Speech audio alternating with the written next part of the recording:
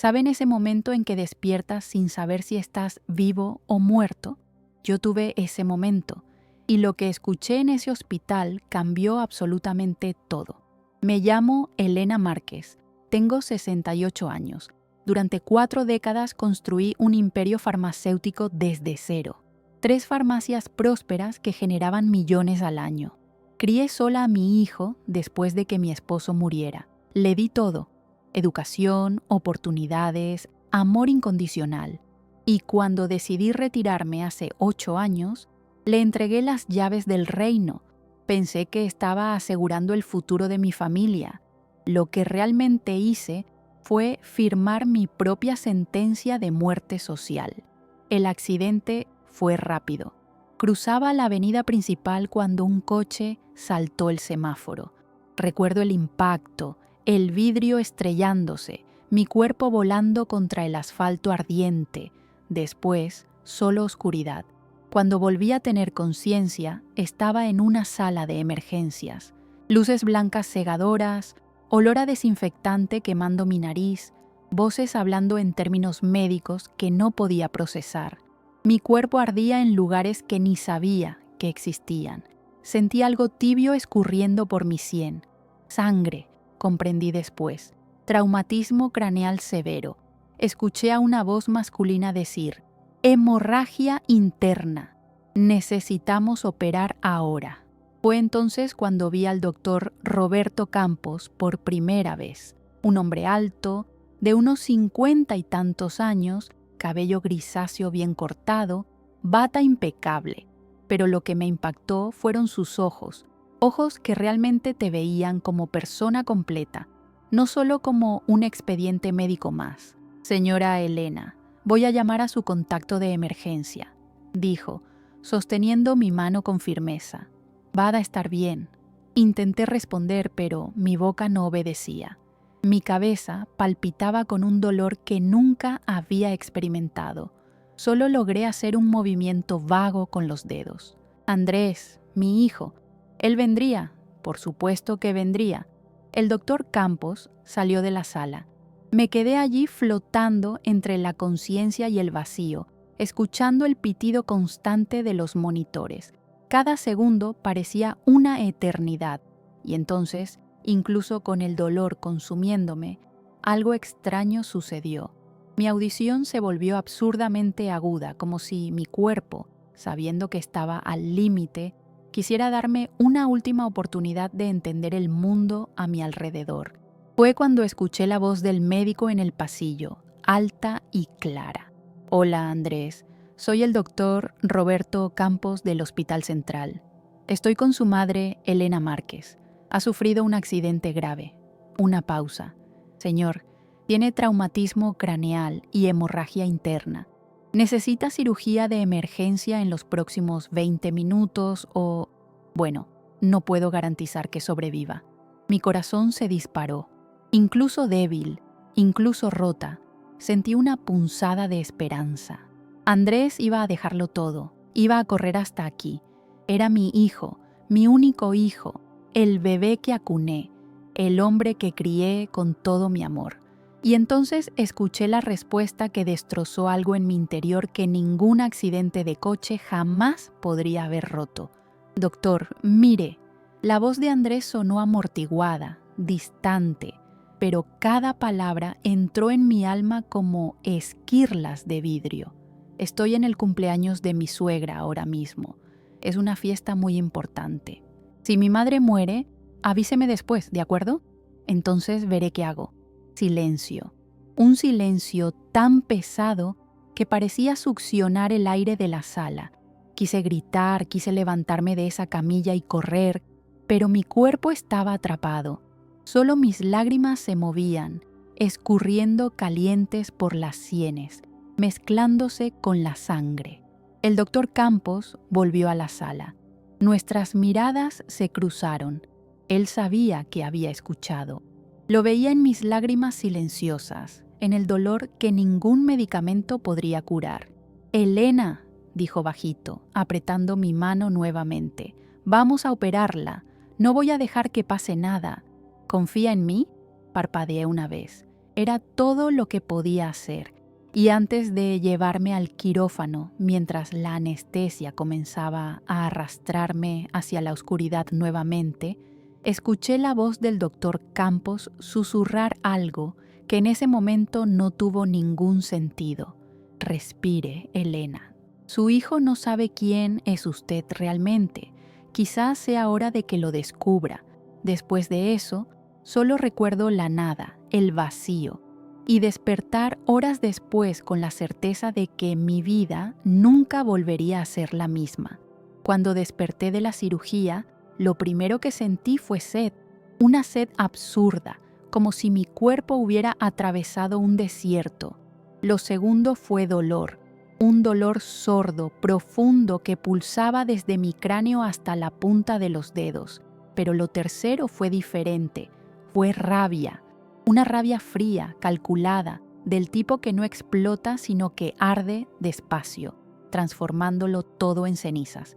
El doctor Campos estaba junto a mi cama cuando abrí completamente los ojos.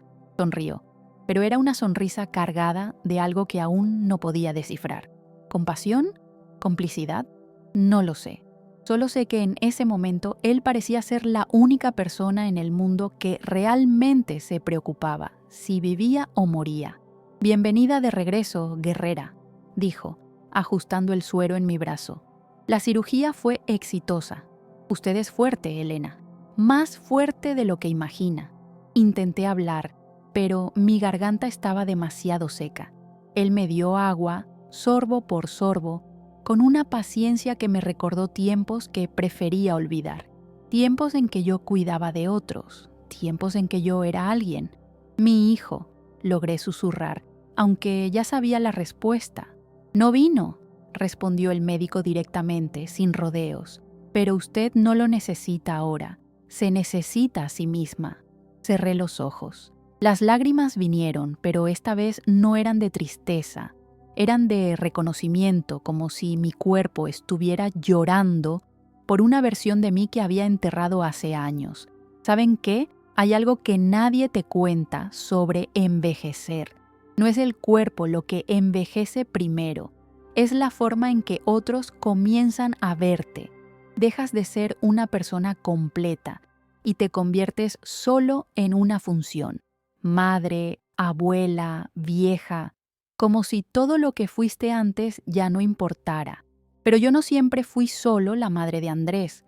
Hubo un tiempo en que mi nombre tenía peso. Elena Márquez. Cuando pronunciaba ese nombre, las puertas se abrían, los contratos se firmaban, los empleados se inclinaban con respeto, no por miedo, sino por admiración genuina. Tenía 28 años cuando abrí mi primera farmacia. Era 1985. Comprábamos medicamentos directo de distribuidores, negociábamos precios, atendíamos a la comunidad con cariño. La farmacia estaba en un punto estratégico. En 6 meses ya teníamos fila en la puerta. 3 años después abrí la segunda, luego la tercera. Farmacias Márquez se convirtió en referencia. La gente no iba solo a comprar medicina, iba porque confiaba. Mi esposo, Tomás, era contador, un hombre bueno, de palabra firme y manos honestas. Él cuidaba los números, yo cuidaba todo lo demás. Cuando Tomás murió hace 8 años de un infarto fulminante, pensé que mi mundo había terminado. Lloré durante semanas, meses. La casa quedó vacía, silenciosa. Y Andrés estaba ahí. Tenía 27 años, recién graduado en administración, intentando encontrar su lugar en el mundo. Fue cuando tomé la decisión que cambiaría todo. Una tarde de domingo, sentada en la terraza de nuestra casa, llamé a mi hijo para conversar. Él estaba animado, hablando sobre una oportunidad de empleo. Lo interrumpí. «Andrés, quiero hacerte una propuesta. Las farmacias son tuyas ahora. Voy a transferir todo a tu nombre. La gestión, el control, todo. Vas a asumir el imperio que tu padre y yo construimos». Él se quedó en shock. Intentó rechazar, dijo que era muy pronto, que yo aún era joven, pero insistí. Le expliqué mi filosofía. La familia es todo. El dinero es solo papel. Lo que importa es tener a alguien para continuar nuestro legado. Alguien de sangre, alguien que honraría el nombre Márquez. Pero mamá, ¿y usted?, preguntó. Voy a seguir ayudando, respondí, tocando su rostro con cariño. Pero quiero tener tiempo para vivir, para viajar, para ser abuela algún día. Y sé que vas a cuidar todo con el mismo amor que tu padre y yo cuidamos. Él me abrazó fuerte ese día. Prometió que haría honor a la confianza. Prometió que nunca me faltaría nada. 3 meses después, todos los documentos estaban firmados. Andrés Márquez era el nuevo propietario legal de Farmacias Márquez. Me mudé a un apartamento más pequeño, modesto, pero cómodo. Pensé que estaba dando espacio para que mi hijo creciera. Lo que no sabía era que estaba firmando mi propia invisibilidad. Porque en los años siguientes, conforme Andrés se casó con Sofía, tuvo hijos, construyó su vida, yo fui desapareciendo. No físicamente, pero simbólicamente. Dejé de ser Elena Márquez, la empresaria, y me convertí solo en la madre. Aquella que llama demasiado, que aparece sin avisar, que estorba. Sofía entró en la vida de Andrés como un huracán disfrazado de brisa suave. Se conocieron en una fiesta corporativa hace 6 años. Ella trabajaba como diseñadora en una empresa de cosméticos. Cabello liso, siempre bien peinado, uñas impecables, sonrisa calculada, bonita, sin duda. Pero había algo en sus ojos que me incomodaba desde el primer día, una frieza, como si estuviera constantemente evaluando, midiendo, calculando el valor de cada persona a su alrededor. El casamiento fue grandioso, más de 200 invitados, decoración exagerada. Sofía usó 3 vestidos diferentes durante la noche. Yo estaba sentada en la mesa de honor al lado de la familia de ella. Carmen, la madre de Sofía, era una mujer imponente, joyas llamativas, voz alta. Ella comandaba todo a su alrededor como una reina destronada intentando mantener el reino. Durante la fiesta, Carmen apenas me dirigió la palabra. Cuando lo hizo, fue para preguntar con ese diminutivo cargado de desprecio. Entonces, Elena, escuché que tenías farmacias, pero ahora vives en un departamentito. ¿Es así? La forma como lo dijo me cortó, pero mantuve la compostura. Pasé las farmacias a Andrés, respondí levantando la cabeza. Preferí simplificar mi vida. Ah, qué generosa, dijo, tomando un sorbo de champaña. Espero que él sepa valorarlo, porque hoy en día los hijos... Dejó la frase en el aire, pero el mensaje estaba claro.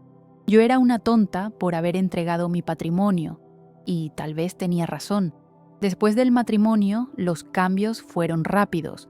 Andrés comenzó a cancelar nuestros almuerzos dominicales. Siempre había una excusa. Cuando nació Mateo, mi primer nieto, pensé que las cosas mejorarían. Corrí al hospital, llevé un regalo lindo. Sofía agradeció, pero ni siquiera abrió el paquete delante de mí. Lo dejó a un lado. Días después, visitándolos en casa, vi el regalo tirado sobre una cómoda aún envuelto. En la pared había otro móvil, importado, carísimo, regalo de Carmen, suegra. El que usted trajo no combinaba con la decoración, dijo Sofía sin levantar los ojos del celular. Pero fue un gesto lindo, lindo, como si yo fuera una tía distante intentando agradar. Y Andrés estaba a su lado, callado. Solo movió la cabeza y murmuró: «Mamá, no lo tome personal, es solo cuestión de estilo». Fue en ese momento que entendí. Mi hijo estaba siendo moldeado. Cada palabra de Sofía era un martillazo, transformándolo en alguien que yo no reconocía más. Comencé a percibir un patrón. Yo era convocada solo cuando necesitaban algo, cuando querían salir y necesitaban niñera, cuando tenían un viaje sorpresa y alguien debía quedarse con los niños. Y yo, idiota, aceptaba todo, porque eran mis nietos, porque era mi hijo, porque la familia era todo.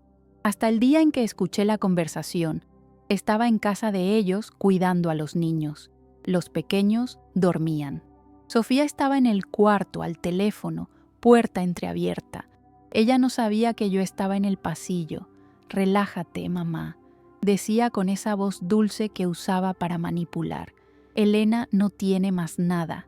Vendimos una de las farmacias el año pasado y ella ni se enteró del valor real. Es solo una viejita necesitada que implora atención. Cuanto menos le demos, menos va a pedir». Sentí mi sangre helarse. Continué escuchando, atrapada en ese pasillo oscuro, incapaz de moverme. Andrés hace todo lo que le pido. Él sabe que nuestra vida es con nuestra familia. Tu madre ya es pasado. Pasado. Yo era pasado. Salí de esa casa en silencio antes de que ella se diera cuenta. Dejé una nota diciendo que me había sentido mal. Lloré todo el camino de regreso a mi departamento. Y esa noche, acostada en mi cama vacía, tomé una decisión. No iba más a implorar migajas de afecto, pero tampoco iba simplemente a desaparecer. Iba a observar, a notar, entender, porque algo me decía que detrás de esa máscara de familia perfecta había secretos, y yo iba a descubrir cada uno de ellos.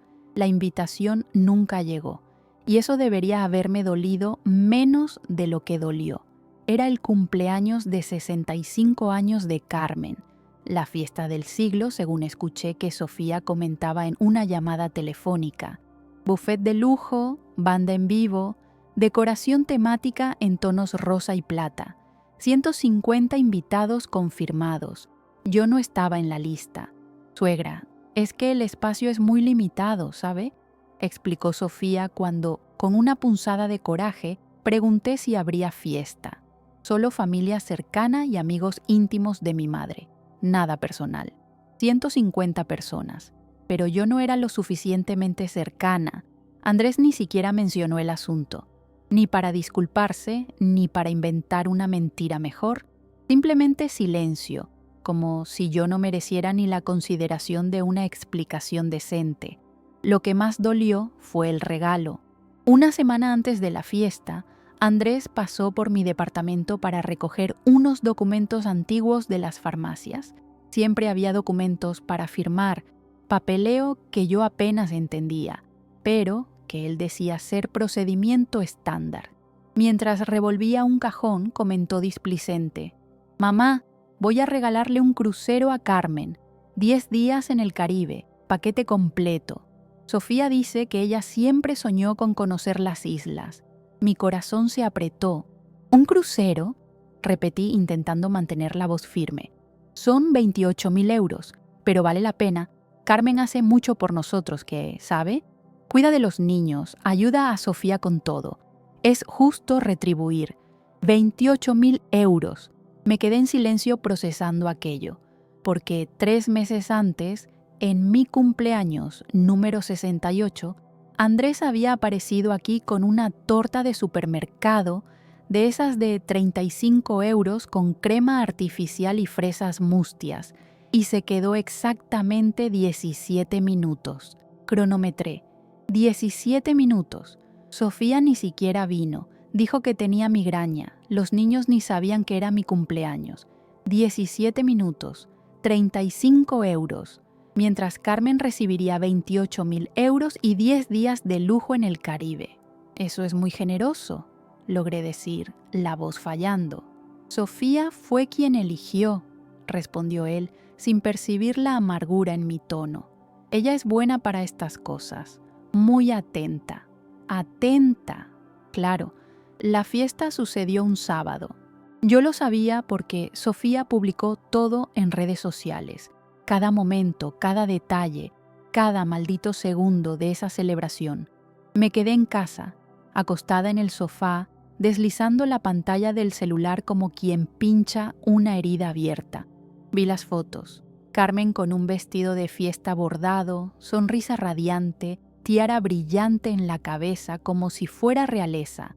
Andrés a su lado, abrazado, riendo. Sofía deslumbrante en un vestido azul turquesa.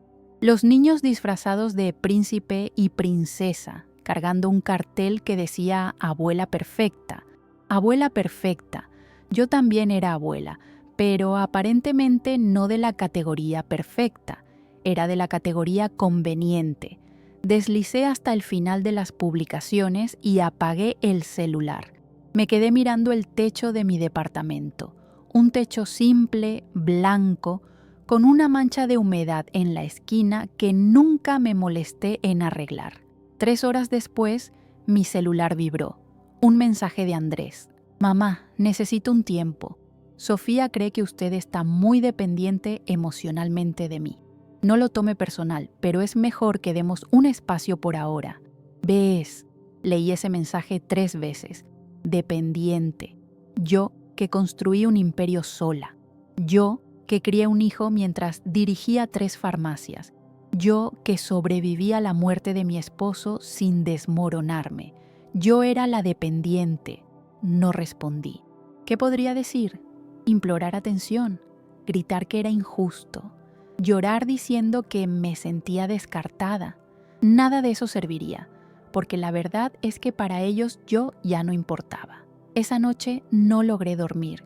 Me quedé despierta pensando en cada elección que hice, en cada sacrificio, en cada sí que debería haber sido no. Y fue en ese insomnio amargo que la claridad llegó. Yo no necesitaba implorar, no necesitaba humillarme, no necesitaba aceptar migajas, solo necesitaba recordar quién era. Pero antes de que pudiera hacer cualquier cosa, antes de que pudiera elaborar un plan, el destino decidió acelerar las cosas. Fue 3 días después de ese mensaje que salí para comprar medicina en la farmacia del barrio. La ironía. Yo, que tenía una red de farmacias, necesitando comprar medicamento como cualquier cliente anónimo. Crucé la avenida principal. El semáforo estaba abierto para peatones. Y entonces, el coche, el impacto, la oscuridad y la llamada que cambiaría todo. Porque cuando desperté en ese hospital, después de escuchar a mi hijo decir que mi muerte podía esperar hasta después del cumpleaños de la suegra, algo dentro de mí no solo se rompió, algo renació, y ese algo estaba furioso. Si quieres saber cómo una madre despreciada se transformó en la mujer que devolvió cada humillación con la fuerza que solo la verdad trae, suscríbete al canal, porque lo que sucedió después nadie lo esperaba. 5 días. Pasé 5 días en ese hospital mirando el techo blanco, escuchando el pitido de los monitores, sintiendo el dolor pulsante en mi cabeza vendada. 5 días esperando que la puerta se abriera y mi hijo entrara pidiendo disculpas, diciendo que había sido un malentendido, que estaba desesperado por verme. La puerta se abrió varias veces. Enfermeras, médicos, la señora de la limpieza, el doctor. Roberto siempre con esa mirada que mezclaba preocupación médica y una comprensión más profunda, como si supiera exactamente lo que estaba sucediendo dentro de mi pecho. Pero Andrés, nada, ni una llamada, ni un mensaje, ni flores marchitas de gasolinera. Silencio absoluto. En el segundo día, el doctor Roberto trajo una silla, se sentó junto a mi cama y se quedó allí solo observándome. Yo estaba despierta pero fingía dormir. No quería conversación, no quería piedad, solo quería desaparecer. Elena, dijo bajito, sé que está despierta y sé que está sufriendo, pero necesita saber algo. La cuenta del hospital está pagada. Abrí los ojos de inmediato. ¿Cómo que pagada? Mi voz salió ronca, aún débil por la cirugía. Alguien cubrió todos los costos, 47.300 euros, cirugía, internación, medicamentos, todo. Hizo una pausa.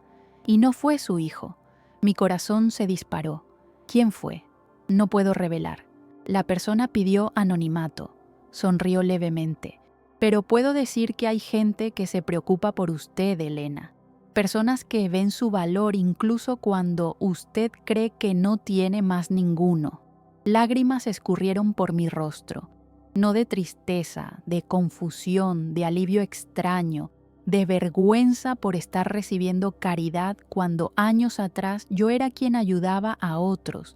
47.000 euros, casi el doble del crucero que Andrés le regaló a Carmen.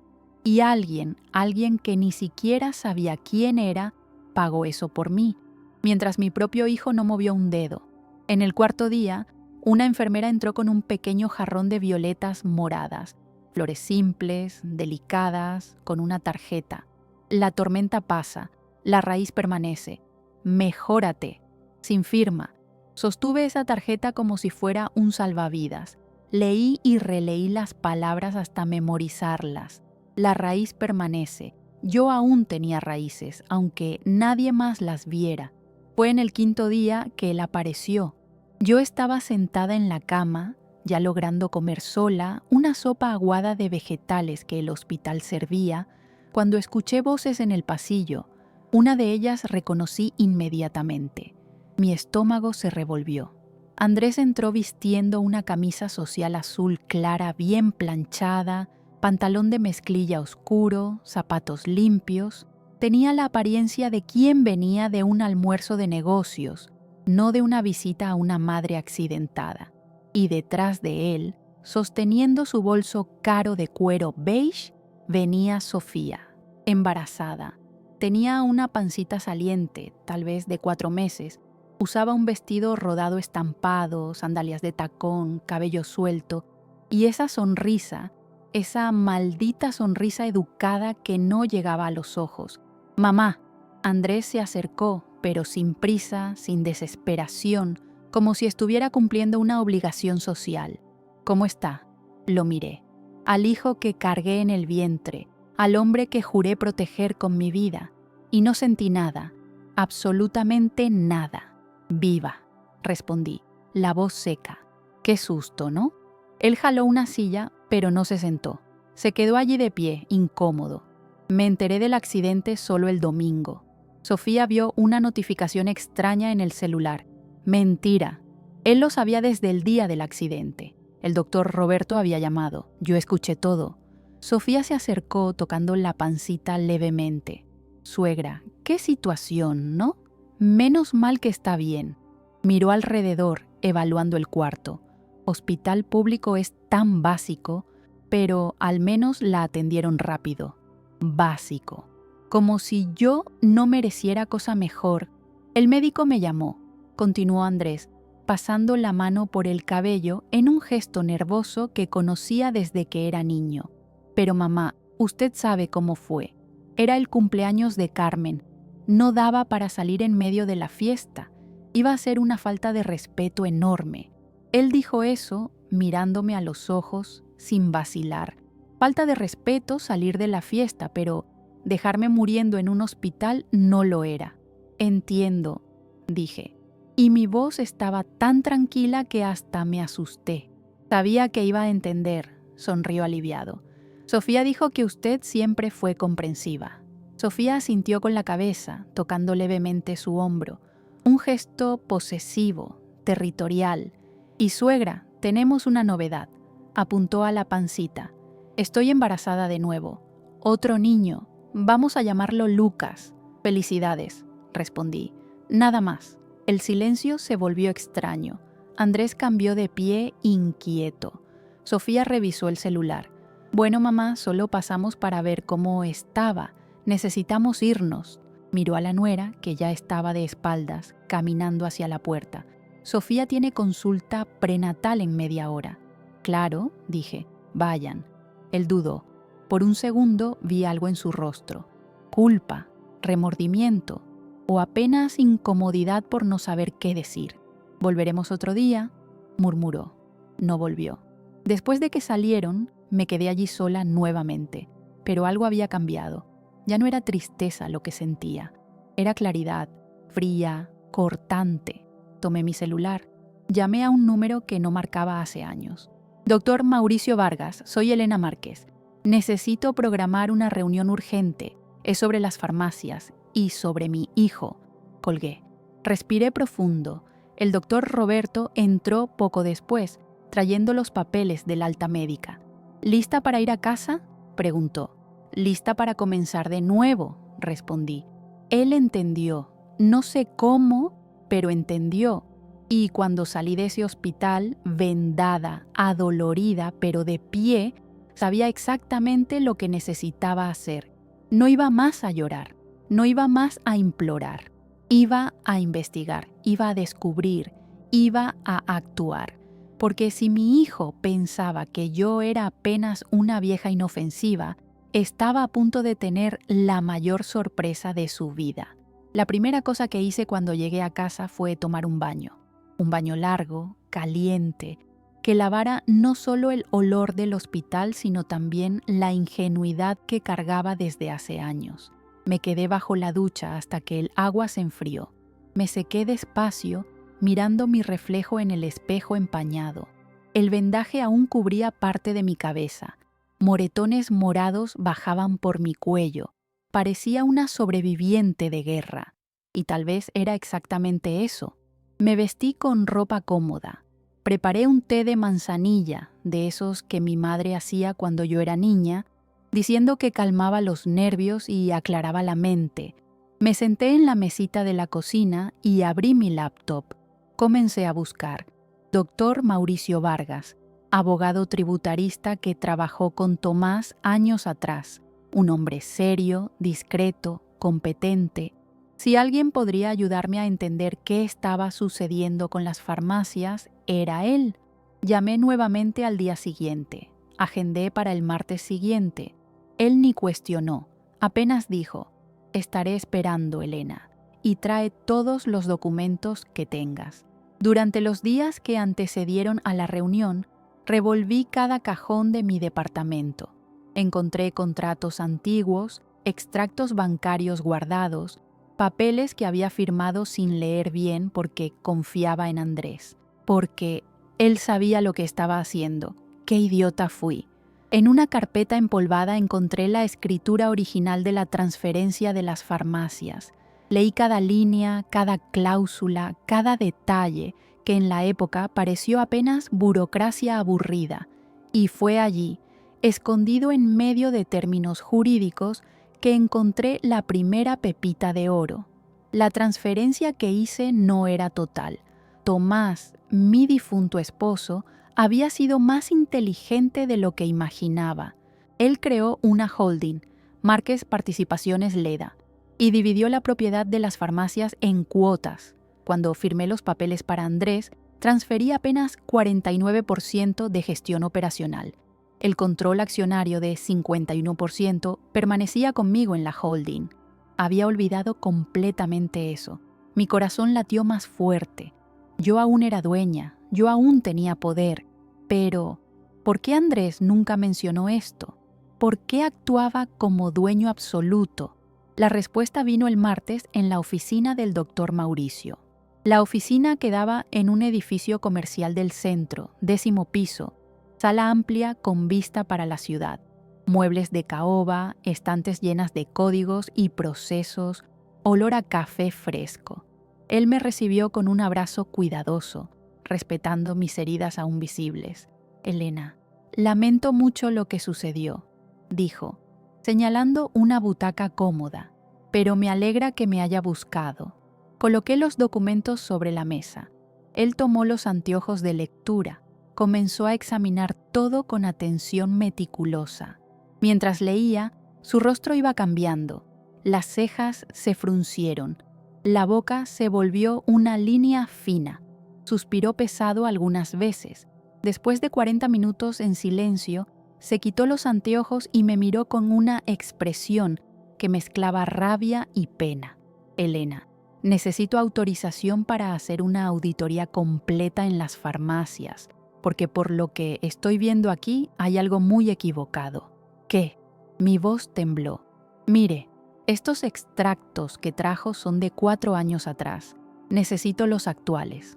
Pero basándome en lo que tengo aquí y comparando con registros públicos que puedo acceder», hizo una pausa eligiendo las palabras. «Hay movimientos financieros irregulares, transferencias sospechosas, y Elena, una de las farmacias, fue vendida. El piso desapareció debajo de mis pies. ¿Vendida?, repetí, la voz saliendo en un hilo. ¿Cómo así vendida? La unidad del centro fue vendida hace 2 años. Valor registrado, 1.200.000 euros. Me miró con seriedad. ¿Usted autorizó esa venta? Nunca, grité, y el dolor en la cabeza palpitó con la intensidad de mi voz. Nadie me dijo nada sobre venta. Pues entonces tenemos un problema serio, porque la venta se hizo, el dinero entró en una cuenta registrada a nombre de Andrés Márquez y después fue dividido en transferencias para diferentes destinos. Giró la computadora hacia mí, mostrando una planilla detallada que había comenzado a montar.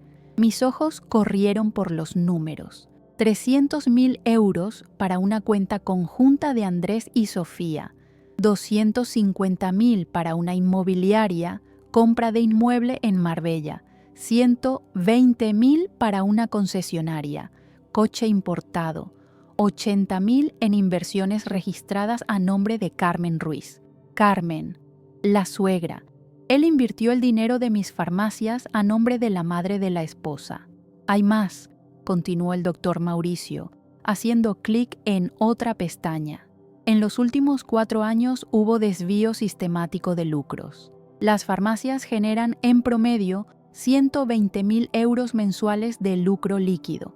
De ese valor, cerca del 40% era desviado para cuentas personales antes de ser contabilizado oficialmente. Hizo las cuentas rápidamente en una calculadora. Estamos hablando de aproximadamente 890.000 euros desviados a lo largo de 4 años, fuera de la venta no autorizada de la unidad. En total, respiró profundo, su hijo sustrajo algo en torno a 2.090.000 euros que le pertenecían a usted. 2 millones. Mi hijo robó 2 millones de mí. Sentí náusea. Me levanté demasiado rápido, mareada, y el doctor Mauricio corrió para ampararme.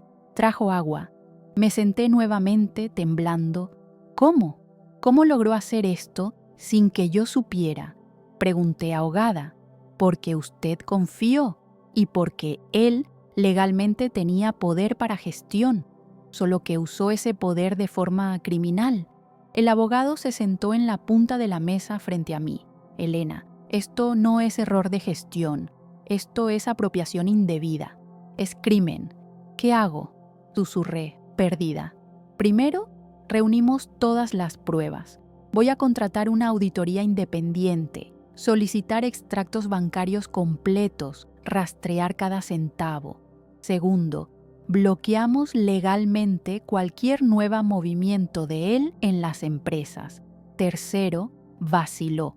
Usted necesita decidir hasta dónde quiere llegar, porque si seguimos con esto, va a terminar en proceso criminal contra su propio hijo.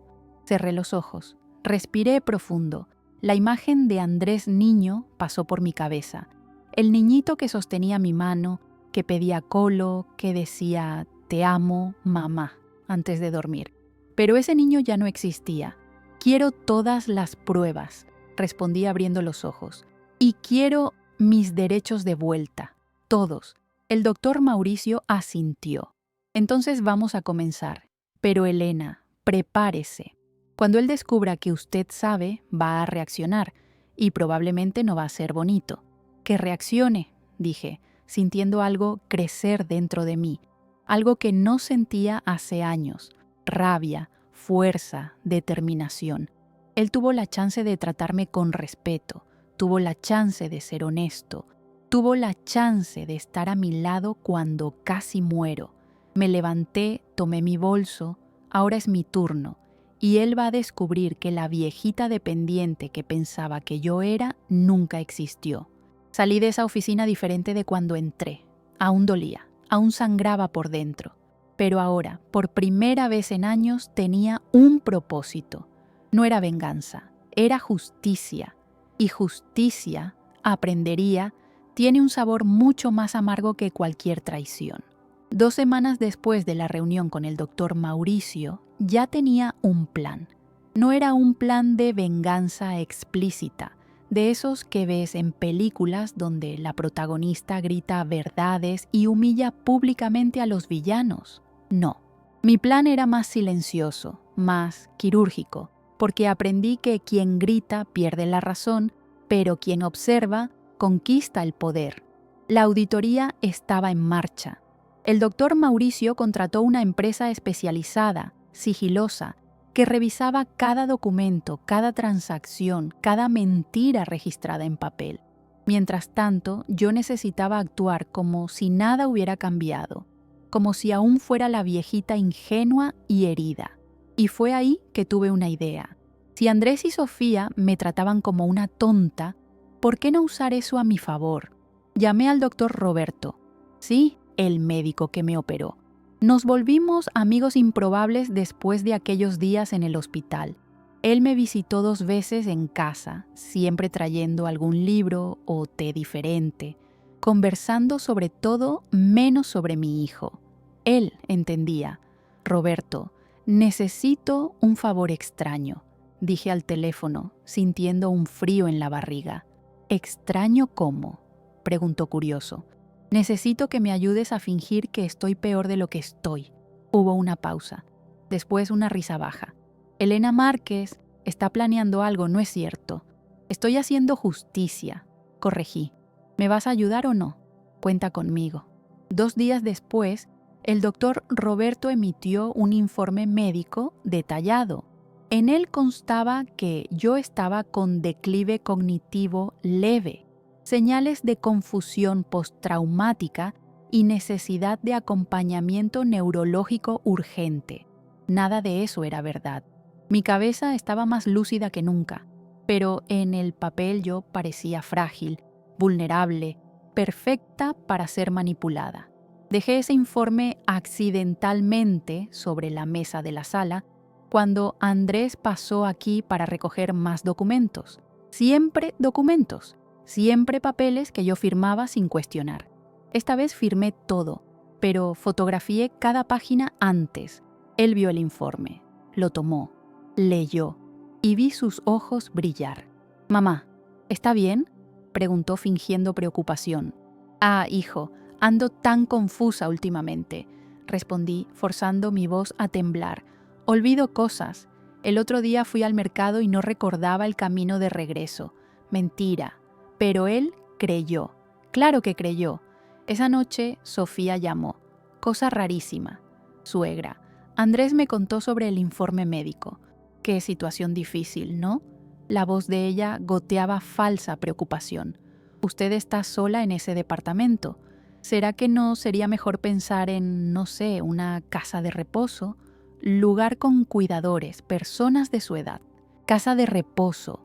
Ellos querían internarme para tener control total. «Ah, Sofía, no sé. Eso es tan aterrador», respondí, interpretando mi papel perfectamente. «Nosotros ayudamos a elegir. Quédese tranquila, pero usted necesita pensar en el futuro, y en esa situación tal vez sea bueno organizar las cosas. Testamento. Esas cuestiones burocráticas aburridas. Testamento. Allí estaba, ¿verdad? He pensado en eso», mentí, hasta porque descubrí que tengo algunas economías guardadas. Cosas que mi Tomás dejó y que ni recordaba. Silencio del otro lado. Un silencio interesado. «Economías», repitió Sofía, intentando sonar casual. «Sí, una caja fuerte en el banco. Y parece que mi tía Beatriz, que murió el año pasado, dejó un inmueble a mi nombre. No es gran cosa. Pero dicen que vale unos 300.000. Otra mentira. Tía Beatriz era real, pero murió hace 15 años y no dejó nada. Pero Sofía no sabía eso. Vaya, suegra, qué sorpresa buena. El entusiasmo en la voz de ella era nauseabundo. ¿Usted necesita ayuda para resolver esas cosas? Andrés entiende de burocracia. Sería óptimo, respondí, sonriendo sola en mi cocina vacía. Estoy tan perdida con esas cuestiones. Colgué y esperé. No demoró. 3 días después Andrés apareció aquí con flores. ¿Flores? Rosas rojas, caras, envueltas en papel celofán elegante. La última vez que recibí flores de él fue... ni recuerdo cuándo fue. Mamá, vine a visitar. Entró sonriente, abrazándome con cuidado exagerado, como si yo fuera de vidrio. Sofía dijo que usted está medio confusa. Quería ver cómo está. ¿Qué hijo atento tengo?, respondí, asegurándome de parecer emocionada. Ando medio olvidadiza, ¿sabe? Pero he pensado mucho en organizar mi vida. Quiero dejar todo arreglado para ustedes. Los ojos de él brillaron de nuevo. Codicia es fácil de identificar cuando sabes qué buscar. Sobre eso, mamá, Sofía comentó que usted tiene unas economías guardadas. Ah, sí, fingí esfuerzo para recordar. Tu padre era tan organizado.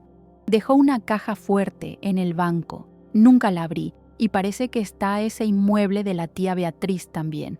¿Usted quiere que yo ayude a resolver? Él ya estaba tomando el celular, ansioso. ¿Puedo ir al banco a verificar documentos? Sería maravilloso, hijo. Sostuve su mano, mirando profundo en los ojos. Tú siempre cuidaste tan bien de mí. La mentira salió de mi boca sin peso ninguno, porque él merecía cada palabra falsa. Esa semana instalé una aplicación en mi celular, una aplicación que grababa llamadas automáticamente. El doctor Mauricio me enseñó y comencé a documentar todo. Grabé a Sofía al teléfono con Carmen. Mamá, aguanta un poco más. La vieja está con la cabeza débil. Cuando estire la pata es todo nuestro. Andrés ya está providenciando poder completo. Grabé a Andrés conversando con un contador. Necesito transferir algunos bienes a mi nombre antes de que se complique. Mi madre está con demencia inicial. ¿Es ahora o nunca? Grabé, archivé. Envié copias al doctor Mauricio. Cada palabra era un clavo más en el ataúd de la mentira de ellos. Y entonces vino la cereza del pastel. Andrés me llamó emocionado. Mamá, vamos a hacer una cena aquí en casa. Sofía quiere conversar sobre el futuro, hacer una planificación familiar. ¿Puede venir el sábado? Planificación familiar. ¡Qué gracia! Claro, hijo, voy a adorar. Pero yo tenía un plan mejor. Llamé de regreso 1 hora después. Andrés, cambio de planes. Quiero hacer la cena aquí en mi departamento. Voy a cocinar esa lasaña que te encanta. Y necesitamos conversar sobre cosas importantes. Testamento, herencias, esas cosas de adultos. Él aceptó en el acto. Claro que aceptó. Marqué para el sábado siguiente. Pasé la semana preparando, no la comida. Eso sería fácil. Sino preparando la presentación, las pruebas, la verdad desnuda y cruda que lanzaría en la cara de ellos. Compré un proyector pequeño. Lo instalé en la sala, apuntado a la pared blanca. Organicé las evidencias, extractos bancarios, capturas de conversaciones, grabaciones transcritas, documentos de la auditoría, todo cronológico, todo irrefutable. El viernes por la noche ensayé. Encendí el proyector. Pasé diapositiva por diapositiva practicando lo que diría. Mi voz estaba firme. Mi corazón latía acelerado, pero no de miedo, de anticipación. El doctor Mauricio llamó. Elena, ¿estás segura de esto? Confrontarlo así puede ser peligroso. Peligroso fue confiar ciegamente, respondí. Ahora es hora de la verdad. El sábado cociné lasaña de carne molida con salsa bechamel casera, queso derretido.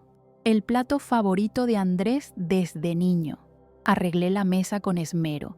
Servilletas de tela, copas de vidrio, flores amarillas en el centro. Ellos llegaron a las 7 de la noche. Andrés vistiendo camisa social. Sofía con un vestido de embarazada elegante, pancita de 6 meses ya evidente. Ambos sonriendo, ambos hambrientos, pero no por comida, por herencia. Cenamos. Conversé trivialidades. Elogié la pancita de ella. Pregunté por los nietos. Andrés comió 3 pedazos de lasaña, elogiando cada bocado. Mamá, usted sigue cocinando tan bien, dijo, limpiando la boca. Aprendí con mi madre, respondí. Ella decía, comida hecha con amor alimenta más que el cuerpo, alimenta el alma. Sofía miró el reloj. ¿Sobre qué quería conversar? Ah, sí. Me levanté. Tomé el control del proyector de sobre la mesa, sobre el futuro, sobre honestidad, sobre familia. Encendí el aparato y el infierno de ellos comenzó. La luz del proyector iluminó la pared blanca de la sala. Andrés y Sofía fruncieron el ceño, confusos. Ella dejó el tenedor en el plato con un tintineo metálico. Él se limpió la boca nuevamente, nervioso. «Mamá, ¿qué es esto?», preguntó Andrés, señalando el equipo. «Es la verdad, hijo», respondí, mi voz saliendo más firme de lo que esperaba. «Esa cosa que ustedes dos olvidaron que existe». Hice clic en el control. La primera diapositiva apareció. Era una foto. La casa de playa en Marbella. Lujosa, pie en la arena, piscina infinita, deck de madera. Valor estimado, 1.300.000 euros. Bonita, ¿no es cierto?, comenté, de pie frente a ellos. Comprada hace 2 años.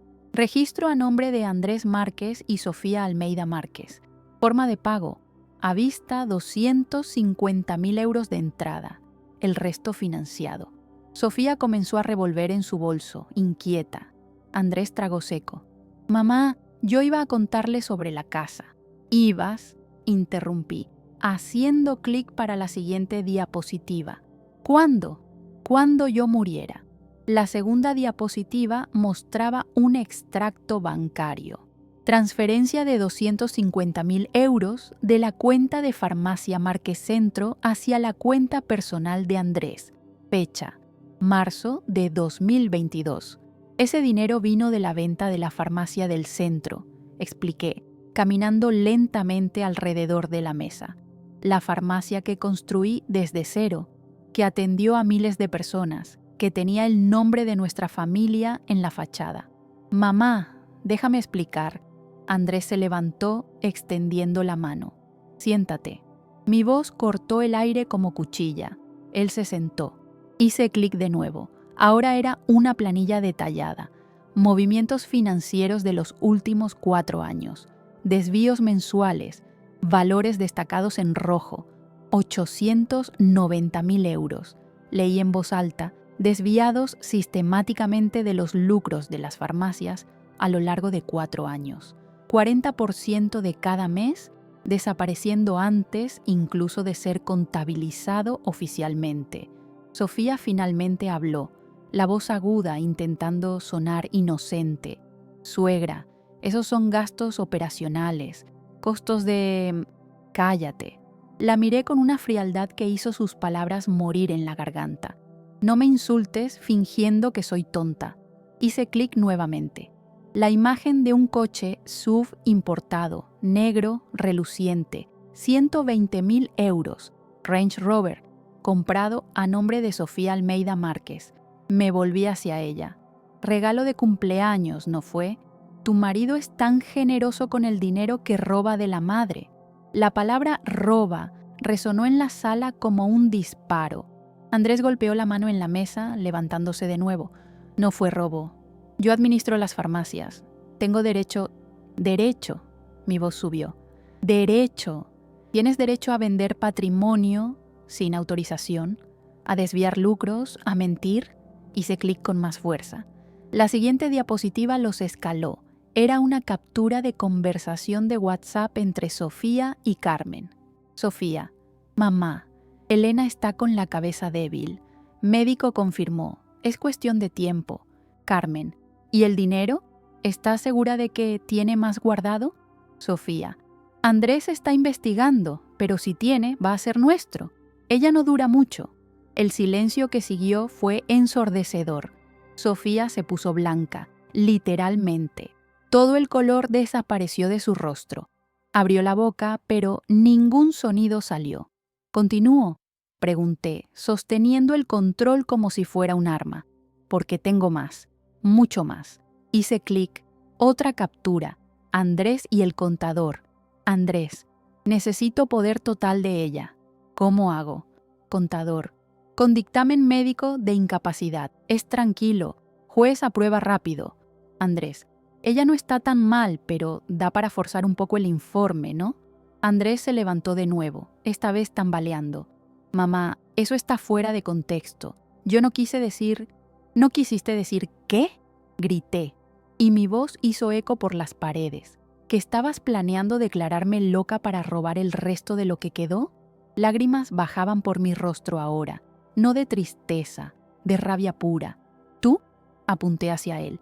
El niño que amamanté, que acuné cuando tenía pesadillas, que llevé en brazos cuando se quebró el brazo jugando fútbol, al que pagué universidad, al que di todo. ¿Estás robándome? Mamá, yo necesitaba. Finalmente gritó de vuelta. Sofía quería una vida mejor. Los niños merecen confort. Carmen ayuda tanto. Era justo retribuir. ¿Y yo? Berreé golpeando mi pecho. Yo no merecía nada. Ni honestidad, ni una visita en el hospital cuando casi muero. Sofía se levantó, tomando el bolso. Andrés, vámonos. Ella está delirando. Delirando. Hice clic nuevamente. Ahora era un documento oficial, auditoría completa firmada por empresa certificada. ¿Esto es delirio? Ro. Es cuánto ustedes sustrajeron de mí. 2.090.000 euros. Arrojé una carpeta sobre la mesa. Papeles se esparcieron. Contratos, pruebas, todo documentado. ¿Y saben qué más? Mi voz se volvió peligrosamente baja. Ustedes pensaban que yo había transferido todo a ti, Andrés. Pero no lo hice. Él se congeló. Tu padre era más inteligente que ustedes dos juntos. Creó una holding y yo mantengo el 51% de las acciones. 51%. ¿Saben lo que eso significa? Andrés estaba pálido. Ahora significa que yo aún soy la dueña. Tú siempre fuiste solo gerente. Sonreí sin humor. Y ese tipo de gerente que desvía, se despide. No puedes, comenzó Sofía. ¿Puedo? Y ya lo hice. Arrojé otro documento. Notificación judicial. Andrés Márquez está removido de la gestión de Farmacias Márquez. Efectivo inmediatamente. Cuentas bloqueadas. Poderes revocados. Andrés cayó en la silla, sosteniendo la cabeza. Mamá, por favor, repetí, amarga. Dijiste por favor cuando el médico imploró que vinieras al hospital. Dijiste por favor cuando yo estaba muriendo y tú preferiste quedarte en la fiesta de Carmen. Sofía intentó una última jugada, la voz llorosa. Suegra, piensa en sus nietos, Mateo. Lucía van a sufrir. Mis nietos. Mi voz hizo eco. ¿Ustedes usaron a mis nietos como moneda de cambio? Me llamaban cuando necesitaban niñera gratis. Pero en los cumpleaños, en las fiestas, en los momentos importantes, yo era invisible. Respiré profundo, intentando controlar el temblor en las manos. Esa casa de Marbella está a mi nombre ahora. Los atrapé. El contrato tenía una cláusula que no leyeron. En caso de mora de 3 cuotas, la propiedad revierte al fiador. ¿Y quién creen que es el fiador? Andrés me miró incrédulo. ¿Tú sabías? No sabía todo, pero siempre desconfié.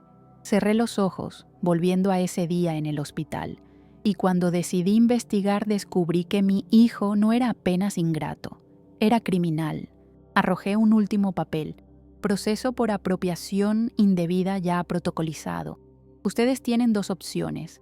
Devuelven cada centavo desviado en los próximos 60 días o van a responder criminalmente. Silencio absoluto. Sofía miró a Andrés. Andrés me miró. Y por primera vez en su vida vi a mi hijo sin máscaras, sin excusas, apenas pequeño. Mamá, él susurró. Yo siento... Levante mi mano. No quiero tus disculpas. Quiero mi dinero. Quiero mi dignidad. Y quiero que salgan de mi casa. Ellos salieron en silencio. La puerta se cerró. Y yo desplomé en el sofá, llorando hasta no tener más lágrimas, porque la justicia había sido hecha, pero aún dolía como traición. Los meses siguientes fueron de reconstrucción dolorosa pero necesaria. Andrés intentó impugnar el testamento judicialmente. Gastó los últimos ahorros que tenía en honorarios legales. Perdió en todas las instancias. Sofía lo abandonó en la segunda semana, llevándose todo lo que pudo cargar. Quedó completamente solo, trabajando en un empleo modesto, aprendiendo finalmente el valor real del dinero honestamente ganado. Yo tomé control de las empresas farmacéuticas, las limpié completamente de corrupción, implementé auditorías transparentes. Bajo mi administración honesta, prosperaron notablemente. Pero lo más importante, creé algo que el dinero jamás podría comprar. Llamé al proyecto Fundación Renacer, un centro de capacitación para mujeres mayores de 50 años en situación vulnerable. Enseñábamos oficios, repostería, costura, administración básica, tecnología. Ayudábamos a crear microempresas, financiábamos los primeros 6 meses de operación. En un año, 50 mujeres habían pasado por el programa. 30 ya tenían negocios propios. La inauguración fue emocionante. Decenas de personas aparecieron. El doctor Roberto cortó la cinta a mi lado. «Transformaste dolor en propósito», dijo emocionado. «Eso es raro. Aprendí que el dinero solo vale cuando sirve para algo mayor que nosotros», respondí, mirando las primeras beneficiarias llegando. Una señora de 62 años, llamada Mercedes, me abrazó llorando. Mi hija me dejó en la calle cuando mi esposo murió. Pensé que iba a morir sola. Apretó mi mano. «Gracias por darme una razón para vivir de nuevo». En ese momento entendí que la mayor venganza no era destruir a Andrés, era construir algo que él nunca conseguiría destruir. La casa de Marbella la transformé en casa de retiros para las emprendedoras del programa. Llevábamos grupos pequeños mensualmente para que pasaran una semana en la playa. Ver aquellos rostros sonriendo bajo el sol, pies en la arena, valía más que cualquier millón robado. Andrés supo del proyecto por los periódicos. La noticia destacaba: empresaria transforma apropiación indebida en proyecto social innovador. Él me llamó esa noche. «Mamá, vi la noticia», y yo, la voz falló. «Yo fui un idiota». «Fuiste», concordé sin suavizar. ¿Puedo verte personalmente, sin abogados?» Dudé. Parte de mí quería rechazar, pero otra parte, aquella parte maternal que nunca muere completamente, cedió. Sábado, 3 de la tarde, en la Fundación Renacer, solo. Él vino, entró al centro de acogida mirando todo con asombro. Los jardines bien cuidados, la sala amplia con mujeres en clase de repostería, el olor a comida casera viniendo de la cocina. «¿Tú hiciste todo esto?», preguntó voz baja. «Hice con el dinero que intentaste robar». Él bajó la cabeza. Nos sentamos en un banco del jardín. Quedamos en silencio por largos minutos. «Sofía pidió divorcio», dijo finalmente. «Lo siento», mentí. «No lo sientas. Ella solo estaba conmigo por el dinero. Cuando se acabó, se fue». Miró sus propias manos. «Carmen ni me habla más. Dice que soy un fracasado. ¿Y tú? ¿Qué crees que eres?». Respiró profundo. «Creo que soy un hijo que decepcionó a la mejor madre del mundo».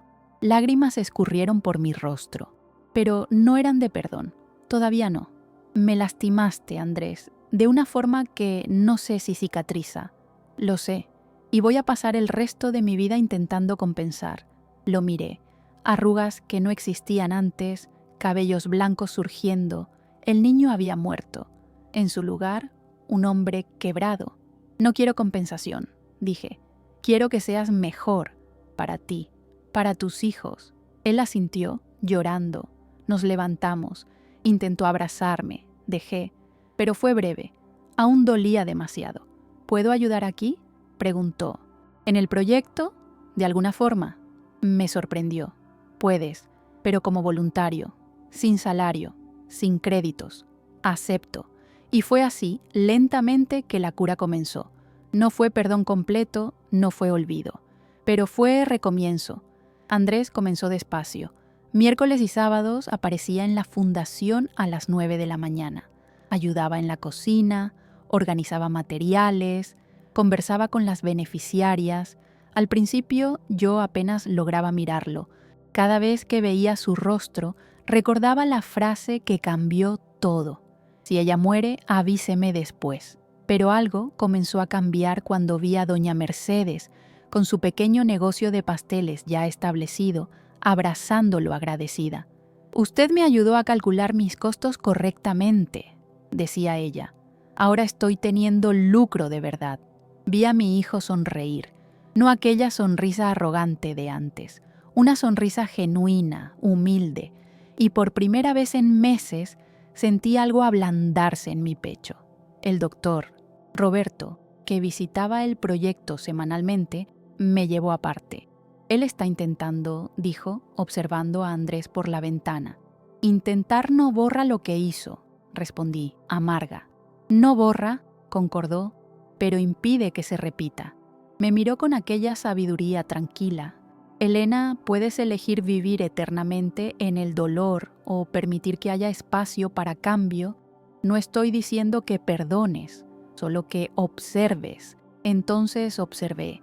Observé cuando Andrés trajo a los nietos para conocer el proyecto.